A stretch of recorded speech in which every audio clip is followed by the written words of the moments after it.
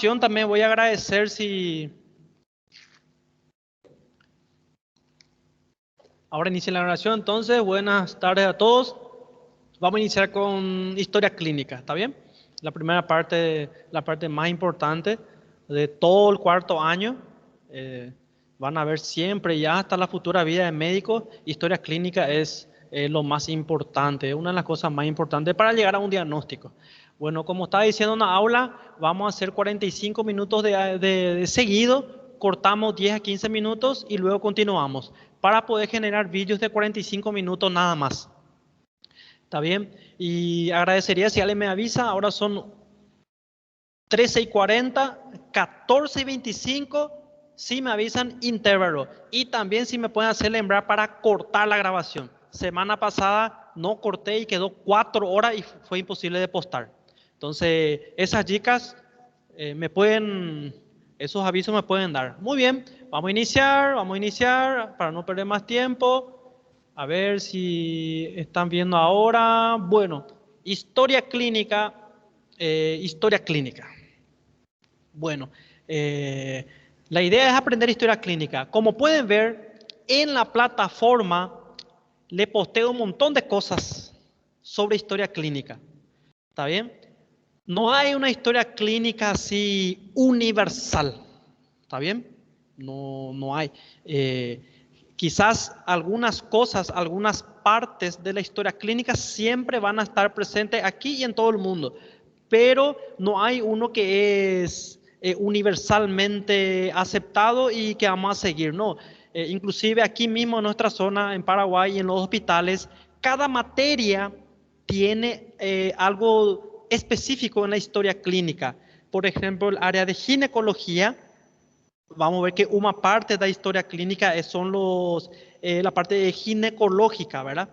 Entonces, los ginecólogos profundizan más esa parte y los pediatras, por ejemplo, tienen otro tipo de historia. El formato es el mismo, pero tienen especificaciones.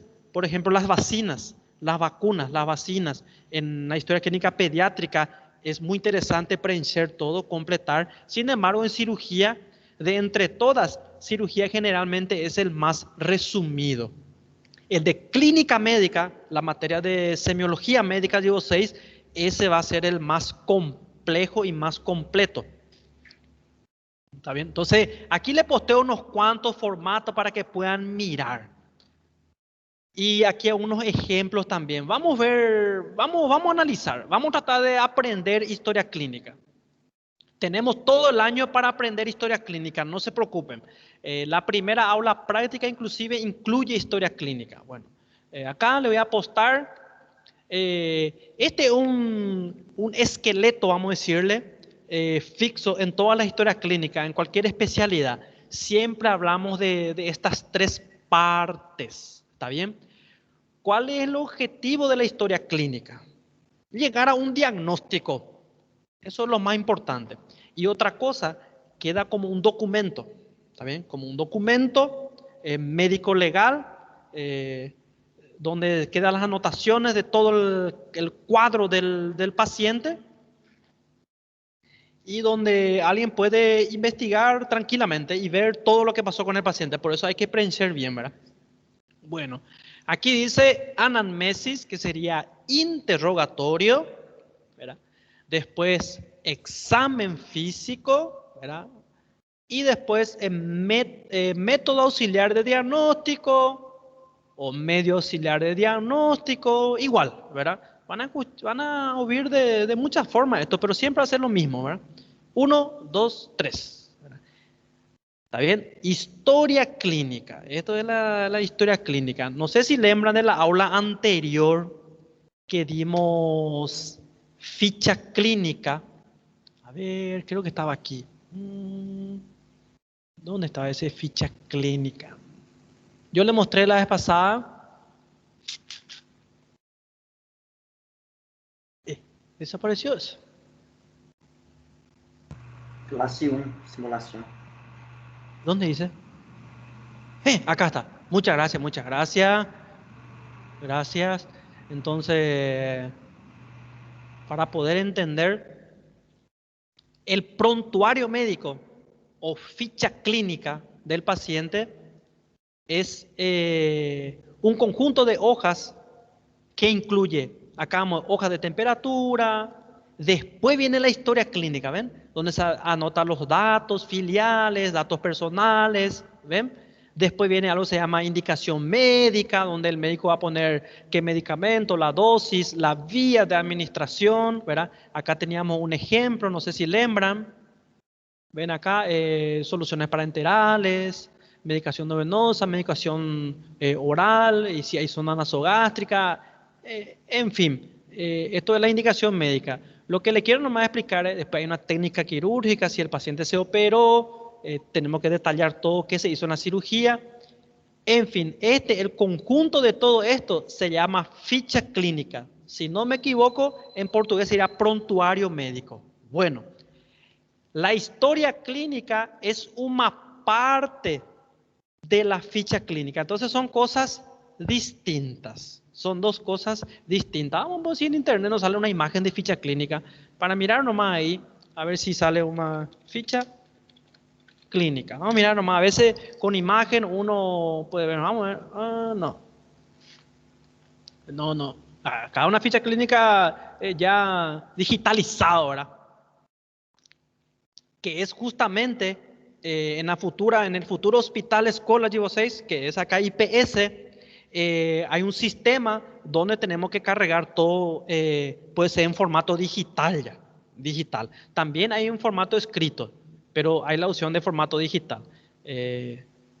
Una pequeña transición que estábamos haciendo ahí en IPS, como pueden imaginar, muchos de los doctores para cargar en el sistema todos los datos es más complicado, ¿verdad? Es mejor agarrar una folla y empezar a escribir y ya saben la letra del doctor cómo es, ¿eh? En árabe más o menos. Entonces, porque están apresurados y a veces no quieren, tiene paciente grave, entonces escribir es más rápido, pero lo ideal, si se puede digitalizar es mejor. ¿Por qué? Porque ahí da para entender. Yo mismo a veces voy en el hospital, veo a un paciente que está internado y tenemos que mirar su ficha clínica para saber qué caso es. Y no da para entender a veces la letra de los compañeros, e inclusive a veces mi letra no entienden, entonces ese es algo común entre todos los médicos, pero sería bueno mejorar. Generalmente las doctoras y las compañeras, sin demeritar a los compañeros, ¿verdad? Pero las mujeres tienen mejor letra. Pero no se preocupen, podemos digitalizar, es lo mejor, es lo mejor.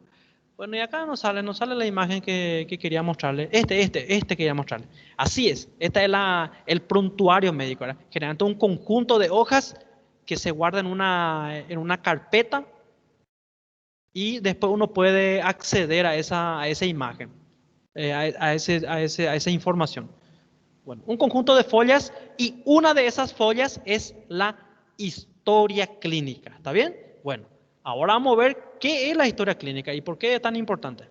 Historia clínica entonces consta de 3 partes: interrogatorio, examen físico, método auxiliar. Objetivo: llegar a un diagnóstico. Ese es el objetivo principal. Bueno, anamnesio e interrogatorio. No se preocupen, esta es una introducción nomás. Vamos a hablar muchas veces ainda de historia clínica. Vamos a dar una pequeña introducción, un pequeño resumen nada más y vamos a ir profundizando.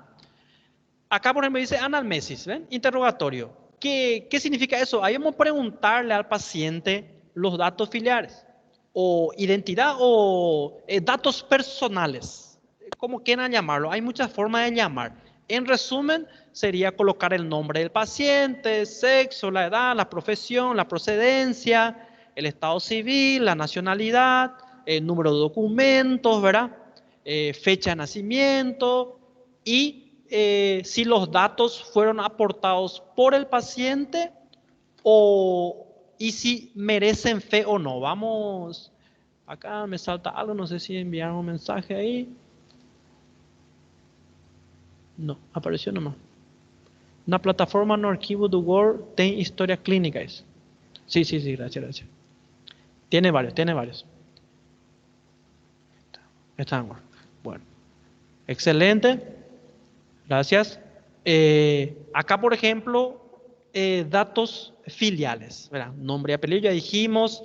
¿Por qué tenemos que poner todo este sexo, la edad, la profesión? ¿Por qué? ¿Alguien me puede decir, en mi aula generalmente siempre quiero preguntar e interaccionar, porque si no queda muy, solo da sueño?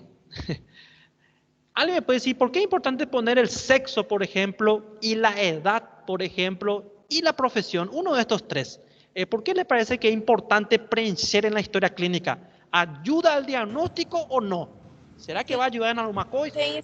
Sí, Sí, ayuda, doutor. Por tem ejemplo, algumas patologias que são especificamente em alguns sexos, com alguma idade especificamente, com mais frequência. excelente. El sexo, por La, ejemplo. la ¿Eh? profesión también, doctor. Siempre Por los ej- agricultores o de acuerdo a lo que se dedica te puede indicar hacia un diagnóstico mejor también. Excelente, la profesión es importante. La edad, por lo mismo motivo, ¿verdad? Por ejemplo, nuestra patología estrella en cirugía es la apendicitis. Es más frecuente en jóvenes, pero también puede haber en niños y en ancianos. Pero ya es una presentación atípica ya en ellos. Inclusive la clínica puede ser diferente. En niños, por ejemplo, se puede manifestar como una gastroenteritis. El paciente tiene cólicos, diarrea, si es niño, y puede finalmente ser una apendicitis. En anciano, por ejemplo, a veces simula una obstrucción intestinal o una pseudo-obstrucción intestinal. Está distendido, ya hinchado, con dolor, ya no va de cuerpo. Generalmente ya se diagnostica cuando está avanzado ya, porque tolera, el anciano tolera el dolor, tolera hasta que si una apendicitis a veces se perfora, ya una peritonitis y ahí viene. ¿Se entiende? Entonces, en la edad. Vamos al sexo, por ejemplo. Acá hay algo que quiero que las 4F, las 4F de patología biliar.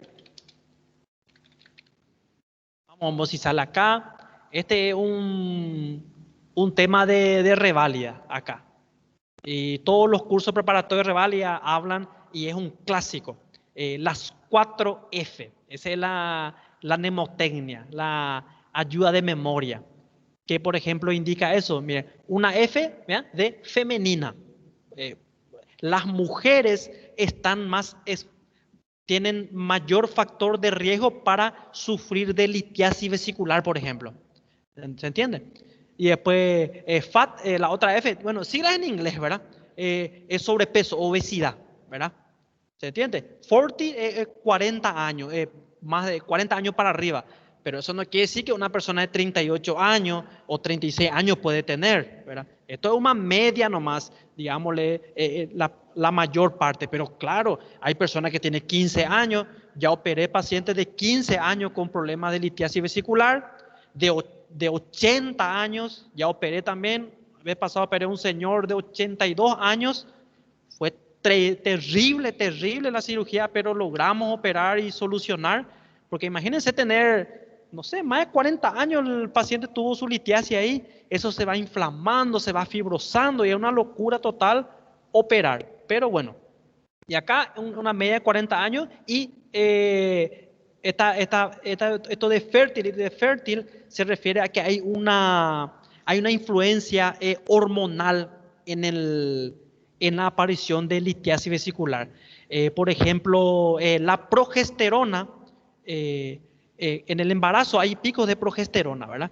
Y eso hace que se inhiba una hormona, la colecitoquinina, que contrae la vesícula para vaciar, ¿verdad?, al estímulo de alimentos grasos. No sé si lembran o no escucharon hablar por ahí ya. Y eso, la progesterona le inhibe a esa colecitoquinina y entonces hay una éstasis biliar que favorece la precipitación y la formación de arenillas, primero barro biliar, después arenillas, después cálculos. No sé si va para entender. Vamos a darlo eso en tema biliar. Le digo nomás que hay factores de riesgo, por eso la historia clínica, como estábamos viendo. Entonces, el sexo, por ejemplo. Hay patología más frecuente en hombres y en mujeres. Ejemplo, lo clásico ahí, la patología biliar. Y inclusive el ser femenino, por ser mujer ya está predispuesta. Igual nomás si no es 40 años. Es más frecuente nomás a los 40 y pico. Pero en la mujer joven, en edad fértil, ¿lembran de los ciclos, es del ciclo menstrual? ¿Lembran del ciclo menstrual? Hay un pico de progesterona, miren un poco, en el, no sé si da para ver esta imagen, también, miren vos, progesterona, ¿ven? Acá está abajo, pero en la segunda fase del ciclo menstrual, ¿ven cómo hay un pico? No sé si también esta imagen da para ver, me avisa nomás. Yo puse Sí, doctor. yo puse la pantalla para compartir todo. Miren el pico, entonces la progesterona inhibe a la colecitoquinina, eso favorece a la éstasis biliar porque la colecitoquinina contrae, hace que se contraiga la vesícula y que vacíe, que envíe la bilis al duodeno, ya saben, al colédoco duodeno, y bueno, y si está inhibido eso es que hay un éxtasis ahí. Y por eso lo que también el ayuno prolongado, ¿verdad? Favorece también la formación de cálculos, ¿verdad? Pacientes que están en terapia intensiva por mucho tiempo sin ingesta de alimentación enteral, no hay estímulo para la vesícula, entonces no vacía su contenido y favorece la precipitación. No sé si da para entender. Entonces, progesterona actúa sobre o sea que indirectamente sobre las patologías biliares. Y miren vos aquí, no hace falta tener 40 años. Una mujer que está iniciando su periodo menstrual, miren, ya está ya sometida a picos de progesterona en su segunda fase de menstrual, ¿verdad? O sea, en su ciclo. No sé si ya para entender. Bueno, lo que sí que son pequeñas introducciones, nomás lo que le quiero dar. Y la edad, ya saben, hay patologías, las patologías tumorales, por ejemplo, sabemos que con la edad hay mayor incidencia, ¿verdad? Difícilmente va a venir un paciente 22 años, por ejemplo, con una masa, un tumor, ¿verdad? Tumor o masa es lo mismo, o bulto en fosa ilíaca derecha, y no vamos a decir, es un tumor de ciego, no. Vamos inclusive a pensar que es una apendicitis, que se formó algo que se llama plastrón, un mecanismo de defensa, pero si viene uno de 80 años, 70 años con una masa en el abdomen, ¿verdad? Una masa abdominal, vamos por ejemplo, tumor abdominal. Yo siempre trato nomás de mostrarle, miren lo que hay acá, qué locura esta, vamos a mirar un poquito, híjole, miren esta masa, por ejemplo, ¿verdad? Miren lo que es, y mira, por la edad, esto puede ser un tumor, no sabemos qué es, pero puede ser un tumor, ¿verdad? Entonces, cuando es joven, es más difícil que sea algo tumoral, ¿se entiende? Y anciano, cada uno se lo tiene en mente ya muchos, ¿qué cosas? Tumor, pero tumoración no quiere decir que algo maligno directamente. Esto puede ser una hernia, en este caso una eventración. Parece ser que tiene una cicatriz acá, ¿verdad? Parece que entonces vamos a ver un poco de eso un ratito. Disculpen. Eventración. Estamos hablando de nuestra materia es cirugía. Entonces nosotros tenemos que saber todo lo relacionado a cirugía. Acá, por ejemplo. Miren, es una cicatriz, ¿verdad? ¿Ven? Y ahí tiene una masa. Esta es una cicatriz y ahí tiene una masa. Esto, por ejemplo, no es una hernia porque la masa se exteriorizó a través de una cicatriz y ahí se llama eventración, ¿verdad? O hernia incisional también se puede llamar. Las hernias, lembrando, son en zonas débiles, anatómicamente formadas. Por ejemplo, a nivel ombligo, a nivel del conducto inguinal, esas son hernias. Pero cuando sale a través de acá por ejemplo parece que dice incisional hernia acá. Cuando sale a través de una cicatriz se llama eventración. Entonces, una masa sí, no quiere decir que es un tumor, un cáncer, no. Hay zonas débiles que si hay una masa ahí pensamos en hernia. Pero claro, acá en esta zona, por ejemplo, o en fosa ilíaca, ahí no hay una zona débil. El conducto está en región inguinal más acá. Pero si hay una masa aquí en esta zona, hay que pensar en otra cosa. No sé si ya para entender. Paciente, miren un poco miren lo que es. Este es una hernia. ¿Hay un conducto inguinal aquí? ¿Ombligo? ¿Una zona débil? No. ¿Y qué entonces pasó? Acá aparentemente te se operó, seguro de un problema de la vesícula, porque está la incisión de Kocher para operar la vesícula, y esa herida hubo una separación de las paredes. Lembra que ahí estaba músculo transverso, oblicuo interno, externo, se habrá separado, tal vez la sutura no tuvo una buena técnica, el fío, el hilo se pudo haber soltado, o el paciente hizo un esfuerzo, una tos después de su cirugía y se fue debilitando de esta forma.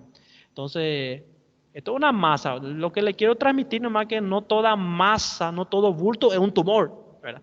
Pero cuando viene un paciente de edad y depende de la localización, todo, es más frecuente las patologías tumorales. Procedencia, estado civil, nacionalidad, ¿verdad? Número de cédula, dice fecha, todo lo relacionado, ¿verdad? Después viene algo que se llama motivo de consulta. Motivo de consulta. Este es un slide bien resumido. Quiero mostrarle primero este y después vamos a ir profundizando. Vamos a ver qué dicen los compañeros aquí, si alguien está preguntando algo. Opa. Bueno, cualquier cosa en el audio. No sé si estamos entendiendo más o menos. Después vamos a ir profundizando en cada materia. Esta es una introducción.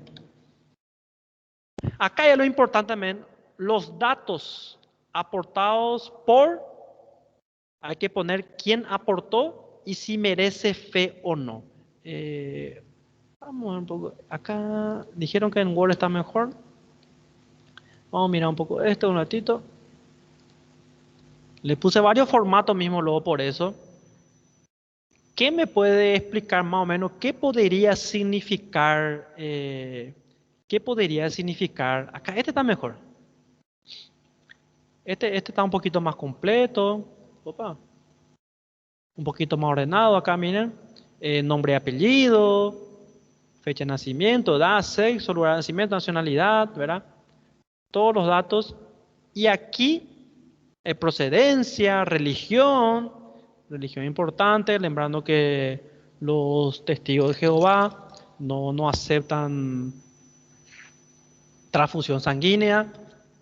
Religión y política, un tema muy delicado, no vamos a entrar en eso, pero hay una realidad que la transfusión sanguínea es un tema delicado para los testigos de Jehová. Ya me tocó operar paciente de esa religión y fue muy tenso todo porque si sangraba no tenía la opción de transfundir, ¿verdad?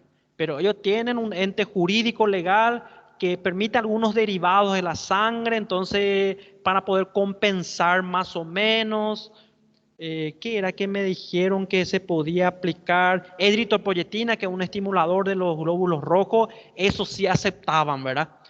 Y bueno, operé, muchos de los colegas no querían operar a la paciente porque obviamente que en una cirugía es impredecible, ¿verdad?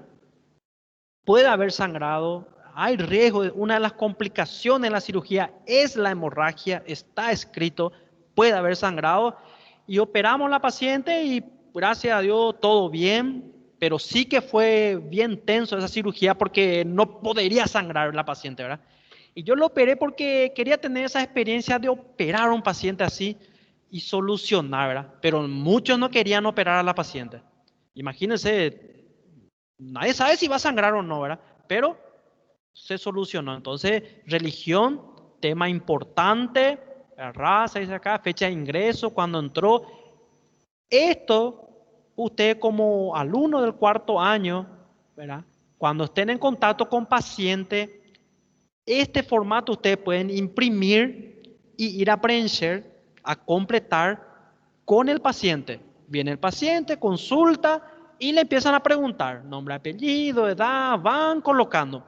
Esto es lo ideal, usar todos estos pasos, ¿verdad? Porque todo va a ayudar a un diagnóstico. Esto es lo que me gustaría, si alguien puede compartir conmigo, ¿qué podría significar esto? ¿Qué podría significar? Los datos son aportados por y me dice, ¿qué podría significar? ¿Alguien tiene una idea? Se a pessoa que habla é desconfiável, se tem algum problema mental ou algo do tipo. Excelente. Un ejemplo es eso. Nosotros, excelente, muchas gracias. Tenemos que llenar estos datos. ¿Y quién es el que nos da el dato? Eso tenemos que poner acá. Generalmente el paciente, ¿verdad? Y si lo que dice es confiable, si es coherente, ¿verdad? Ahí ponemos si merece fe, sí o no, ¿verdad? ¿Y para qué queremos saber si lo que fala está correcto o está incorrecto, ¿verdad? ¿Por qué? Porque si el paciente dice una cosa que no es verdad, podemos incurrir a un error diagnóstico, y si el diagnóstico no es correcto, el tratamiento tampoco será correcto. Eso siempre dicen los libros de Díaz Escobar y compañía, son frases clásicas, célebres, que son muy usados, ¿verdad? Si el diagnóstico no es correcto, el tratamiento obviamente no será correcto. Vamos a ver algunos ejemplos. Por ejemplo, un paciente que sufrió un accidente de tránsito y viene inconsciente. Ahí no va a ser aportado por el paciente, ¿verdad?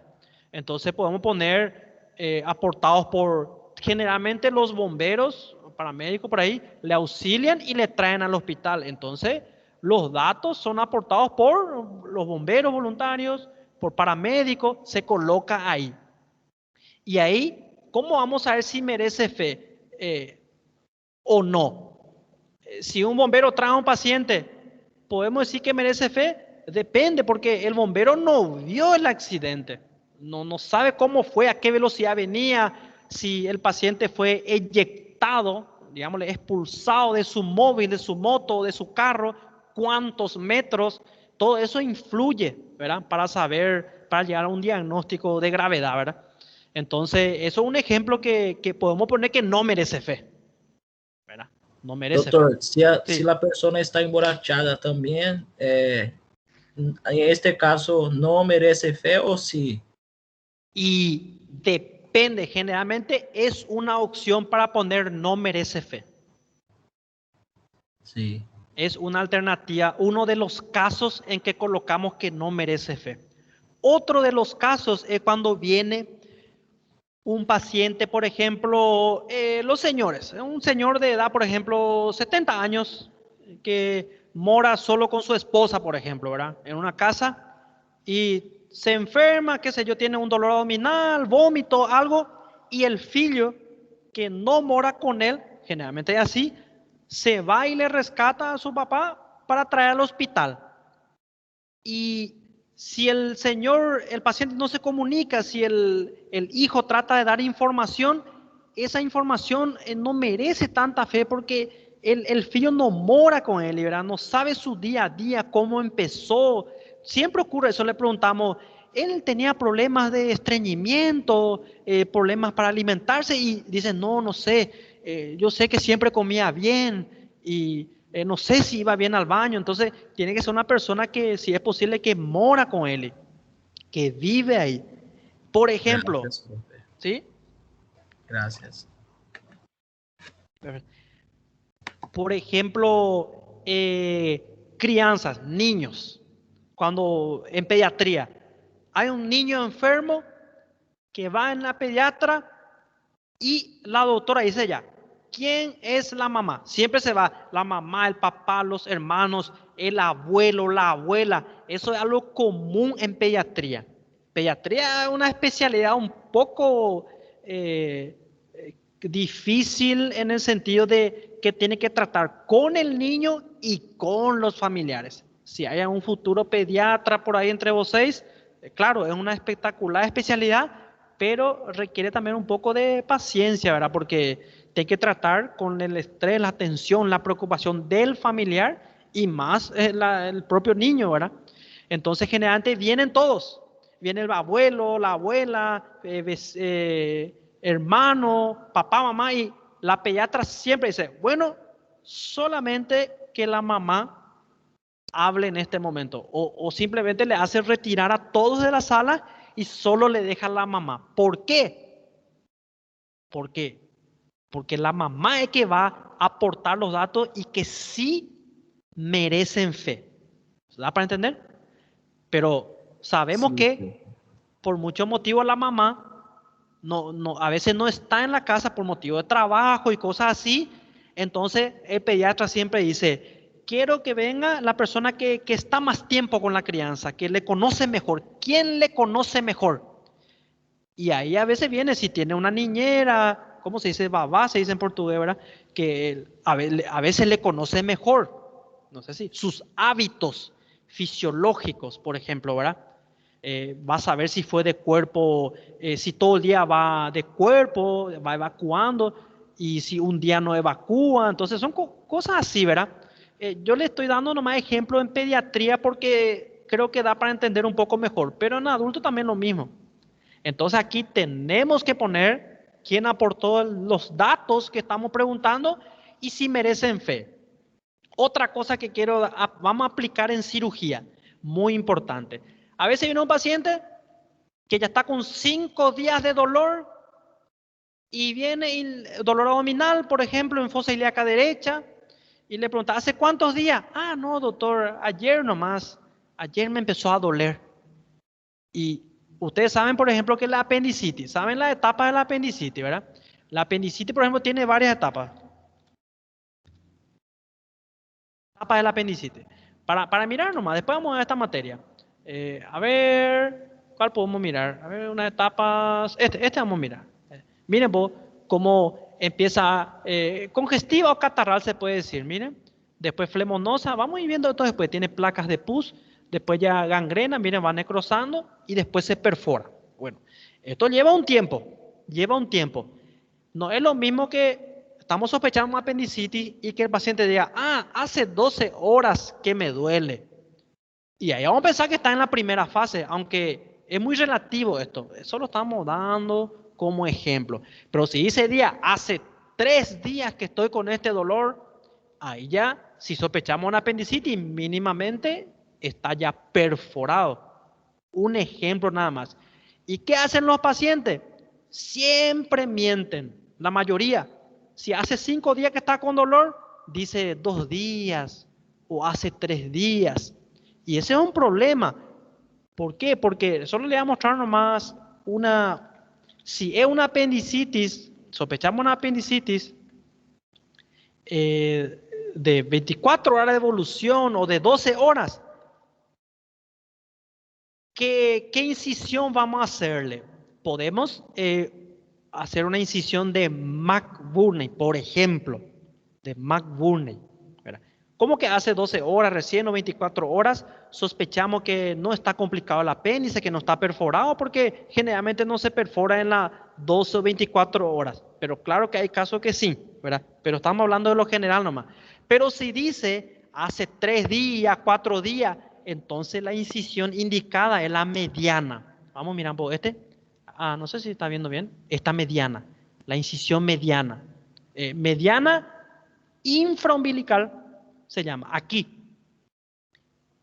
¿Por qué? Porque si ya pasó 3, 4 días, ese apéndice tal vez ya se perforó y ya creó una peritonitis ya, al menos localizada, ¿verdad? Que después se va a expandir, dependiendo del caso, ¿verdad? Pero por una incisión de McBurney no se puede solucionar. Por ejemplo, si hay pus ya aquí, en fondo de saco de Douglas o en fosa ilíaca izquierda, ¿verdad? Que ocurre cuando va avanzando el proceso de la apendicitis. Entonces, una incisión aquí no va a solucionar el problema. Tenemos que hacer una incisión aquí, una incisión mediana. Y dependiendo de qué tanta pus hay por ahí, vamos ya aumentando. ¿Se entiende? Obviamente, hoy en día tenemos la videolaparoscopía. Ya saben, la videolaparoscopía. Opa, vida dice. No sé si le mostré ya la vez pasada. La videolaparoscopía convencional se usa varias incisiones y ahora hay algo más innovador, por una sola incisión. Videolaparoscopía por puerto único se llama. Todo va avanzando y después tienen la cirugía robótica que ya vieron ya, ¿verdad? Pero vamos a ver la videolaparoscopía convencional, ¿no? Se puede operar peritonitis así, miren, ¿ven? como tiene varias incisiones, ¿verdad? Ahí tranquilo, ¿verdad? Si tenemos equipo de vídeo, si el paciente dijo hace 2 días me duele, hace 4 días, tranquilo, le hacemos se introduce la cámara, se ve bien y se puede resolver todo por vídeo. La ventaja del vídeo es que puede observar toda la cavidad. Si hay pus en hipocondrio derecho, hipocondrio izquierdo, tranquilo. Pero una incisión de McBurney no va a poder ver toda la cavidad. Entonces se prefiere la mediana. Bueno, no sé si da para entender lo que le quiero decir. Vamos a ver un poco, vamos a tratar de explicar otra vez. El paciente, pero claro, nosotros vamos a descubrir eso con el examen físico, con los métodos hacia diagnóstico, si el paciente ya está complicado ya, ¿verdad? O si es una simple apendicitis ainda, en su inicio, no complicada.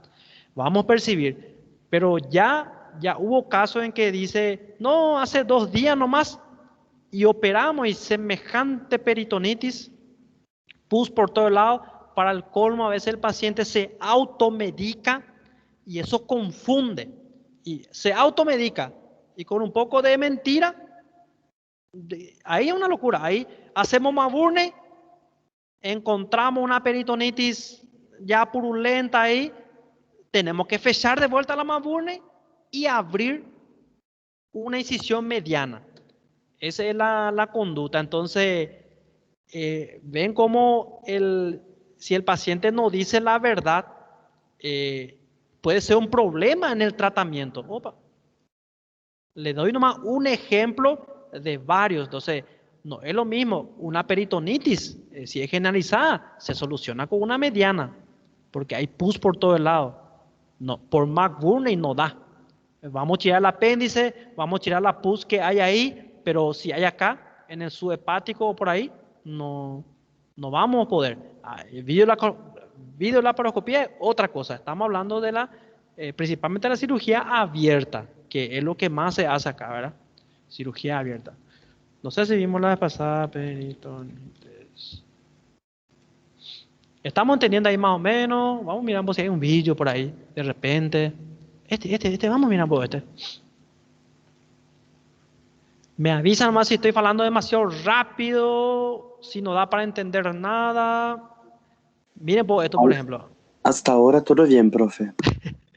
Estoy en cámara rápida. Es que queda grabado ahora ahí para que puedan ver. Miren un poco. Oh, no hay buena imagen. Acá. Miren lo que no tiene buena imagen.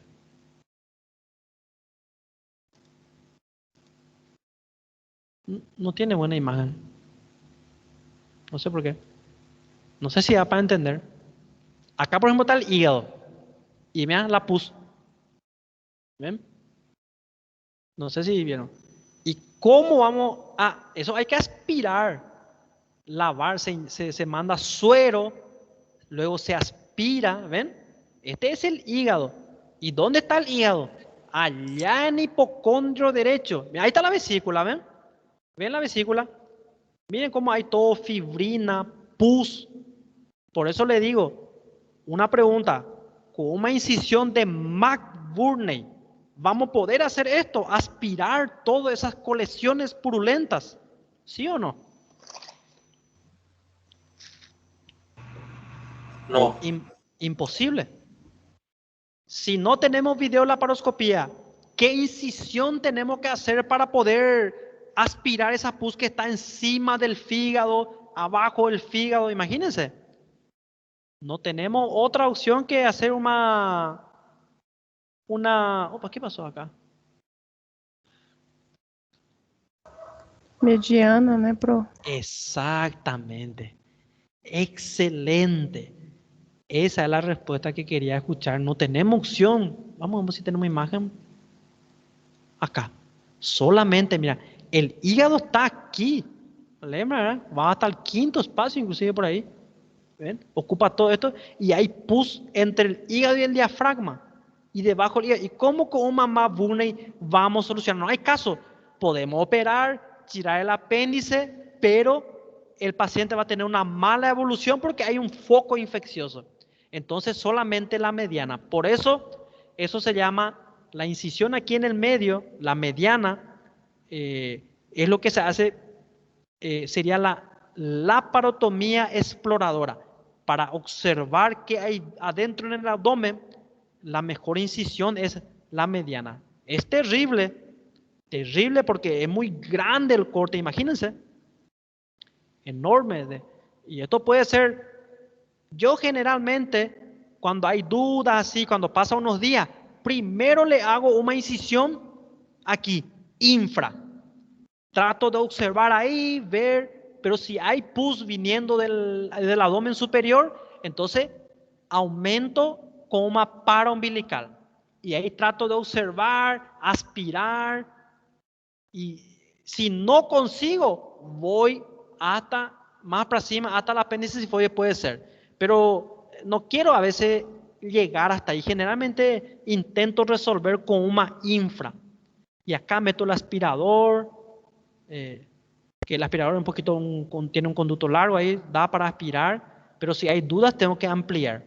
Imagínense esta incisión en un abdomen, el paciente, eso da más dolor, hay riesgo de que esto sufra una hernia, que se llama eventración, porque después de una cicatriz, para volver a trabajar, imagínense cuánto va a tardar, 2 meses, no tiene que hacer carga pesada, es una locura.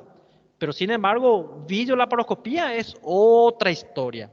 Una peritonitis, como acabamos de ver, se puede solucionar por vídeo por pequeñas incisiones.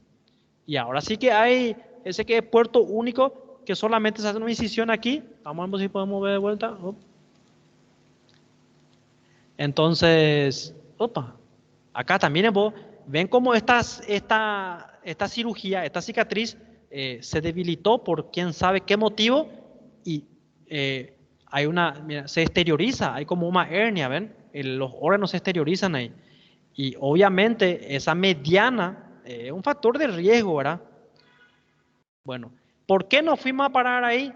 Miren por la hernia. ¿Por qué hablamos de eso?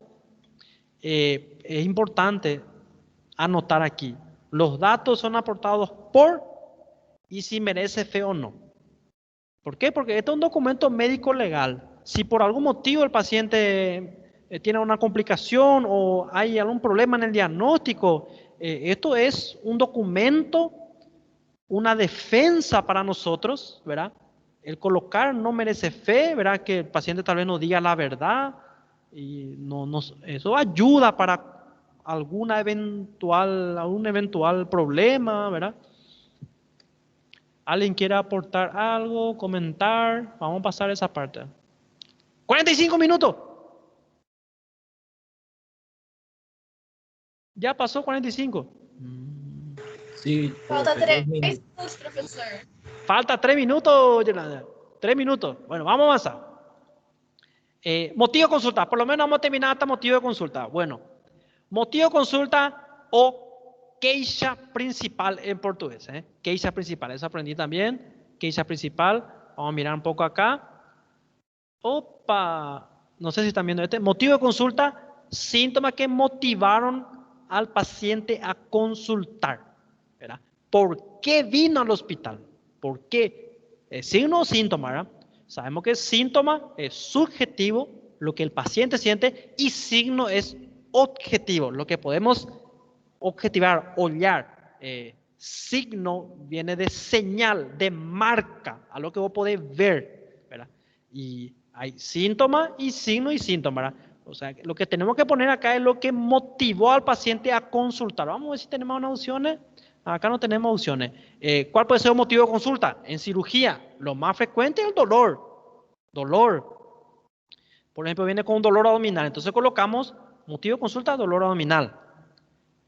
Otra cosa en cirugía, cuando hay una patología biliar, por ejemplo, y ahí hay una coloración amarillenta de piel y mucosa, de la conjuntiva, esto puede ser un motivo de consulta. Entonces viene el paciente y ¿qué le pasó? Y dice, cambio de color, quedó amarillo mi ojo, mi piel. Entonces motivo de consulta, cambio de coloración de piel, por ejemplo, ¿verdad?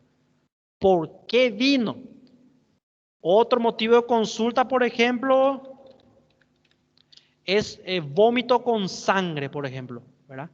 Que es la hematemesis. Acá hay algo importante. Una pregunta. Si viene un paciente porque vomitó sangre, ¿qué vamos a poner aquí? ¿Hematemesis o vómito con sangre? Acá. El motivo. Hematemesis. Ah, Vômito com sangre. É o que o paciente fala, né? ¿Qué? A gente usa as palavras do paciente. Así mismo. Eso es muy importante. Eso es lo que está escrito en los libros, ¿verdad? Y es lo que la mayoría de los tutores y en el hospital van a hablar para vocês. Claro que puede venir otro doctor y le va a decir, no, te hay que colocar hematemesis. ¿Y qué vamos a hacer? Si el jefe de cátedra de vocês tiene que hacer como él dice, ¿verdad? Pero la mayoría y los libros dicen que las palabras del paciente, ¿está bien? A no ser que sea un estudiante de medicina o un doctor y dice hematemesis, bueno, algunos dicen inclusive, hola, ¿qué le pasó? Y tengo apendicitis. Imagínense. Ahí no vamos a poder usar también las palabras del paciente, ¿verdad? Entonces es muy relativo, muy delicado, ¿verdad? Hay Profe, pacientes... ¿puede poner la palabra hematemesis en paréntesis? Poner la palabra que el paciente usa y poner en paréntesis la palabra clave, por ejemplo, hematemesis. Generalmente solo ponemos con lo que dice el paciente, ¿verdad? Porque no, tratar de no poner nada así técnico ni que indique un diagnóstico, ¿verdad? Bueno. Pero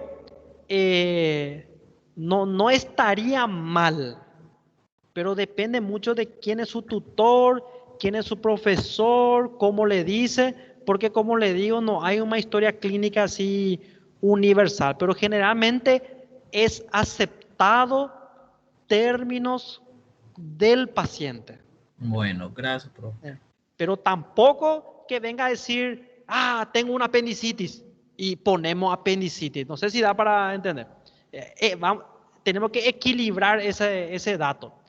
Ustedes van a dar historia clínica en ginecología y en clínica médica y pueden ir sumando conocimiento. ¿Ya hablaron de historia clínica en otra materia? Sí, profe. ¿Y qué le faló de motivo de consulta? Tiene que poner lo que el paciente habla.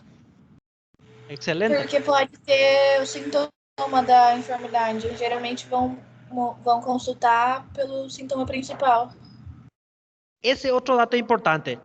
Una pregunta. Si viene un paciente y dice, tengo fiebre, tengo vómito, tengo dolor, ¿qué vamos a poner acá? ¿Fiebre, vómito y dolor? ¿O cómo hacemos? Paciente relata febre e dolor.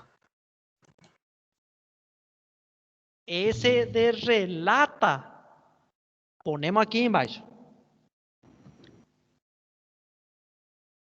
Y aquí, ¿alguien tiene otra? Coloca a queixa principal.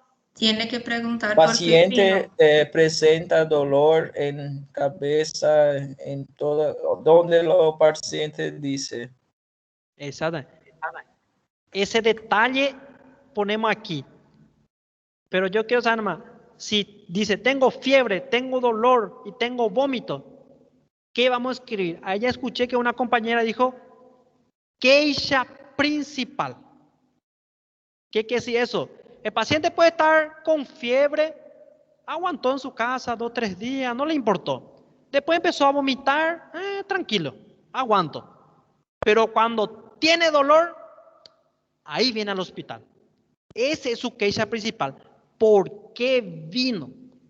¿Qué le motivó? Por eso dice, motivo de consulta. ¿Por qué vino? No sé si da para entender. Entonces, a veces un paciente te dice, ¿qué le pasó, señora, señor? Tengo dolor de cabeza, hace un mes me dolía mi rodilla, tuve vómito hace 2 meses, y vez pasada también tuve diarrea, una locura total. Entonces nosotros tenemos que tratar de rescatar solamente la queja principal y el resto vamos a poner aquí. Bueno, no sé si quedó un poquito claro, vamos a cortar nuestra grabación. Opa, como fue combinado. Bueno, aquí poner lo que el paciente habla, dice, si un paciente cirrótico llega a la urgencia con ascitis para hacer paracentesis, ¿qué ponemos de motivo de consulta en el libro de cirugía?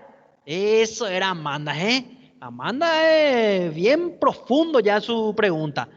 ¿Y quién le puede responder a Amanda? ¿Qué vamos a colocar en motivo de consulta? ¿Quién puede responder?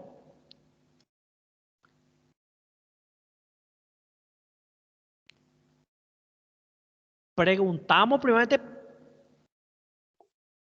por La qué ascitis, vino. profe. ¿Eh? La ascitis. Ascitis, ven que eso ya es un Ascitis seria o diagnóstico. ya es diagnóstico e não Teríamos que colocamos. ver qual é a queixa. Se é falta de ar, se ele está sentindo dor abdominal. O que está incomodando? Excelente, esa es la respuesta. Ascitis, cirrosis, ya es un diagnóstico, no colocamos ahí. Ponemos la queja. ¿Por qué viene un paciente cirrótico en un hospital con ascitis? Generalmente, como dice la compañera, por falta de ar, dificultad respiratoria, o por distensión abdominal o por dolor. Entonces, dolor abdominal. Exactamente. En la vida práctica, yo más veo que vienen también por dificultad respiratoria. Como aumenta mucho la presión intraabdominal, el diafragma no puede contraerse bien y viene así con dificultad respiratoria. También puede ser dolor, también puede ser. Entonces, no sé si Amanda ayudó un poco eso. ¿Qué es la principal? ¿Por qué vino? Vamos a suponer que es un paciente con un tumor gástrico, ya conocido portador de tumor, pero ¿por qué vino? Tal vez vomitó sangre, tal vez tuvo dolor, pero colocamos ¿por qué vino al hospital? Bueno, si alguien quiere aportar algo más sobre eso y cortamos.